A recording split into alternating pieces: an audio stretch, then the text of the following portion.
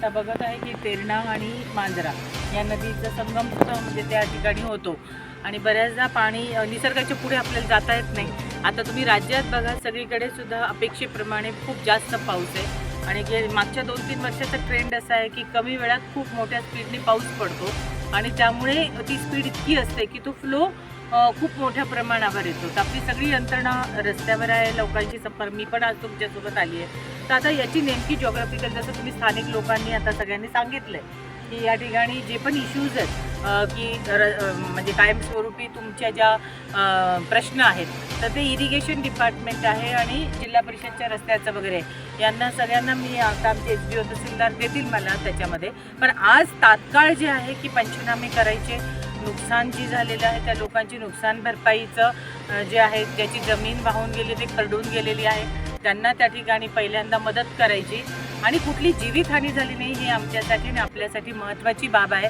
आपण सगळ्यांनी सुद्धा लोकांना तात्काळ स्थानिक लोकांना त्या ठिकाणी सूचना दिली। आता बघत आहे रस्ता पण पूर्ण पाण्याखाली गेला पण लोकांना आपण सांगितल्यामुळे लोक सुद्धा तिथून गेले नाहीत। आता आपण इथूनच बघतोय की कर्नाटकाचं सुद्धा गाव त्या ठिकाणी आपल्याला दिसत आहे। तर तुमच्या ज्या ज्या अडचणी आहे त्याचा प्रस्ताव आहे मी संबंधित सगळे डिपार्टमेंटला त्याच्यामध्ये सूचना देऊन वारंवार मागच्या 10 वर्षाचा अभ्यास करून आपल्या काय आहेत आणि आपत्कालीन परिस्थितीमध्ये आपल्याकडे डिझास्टर मॅनेजमेंट सेल आहे त्याच्यामधले कुठले प्रस्ताव आपण हे प्रायोरिटीवर इथून देऊ शकतो त्याच्यासाठी मी प्रयत्न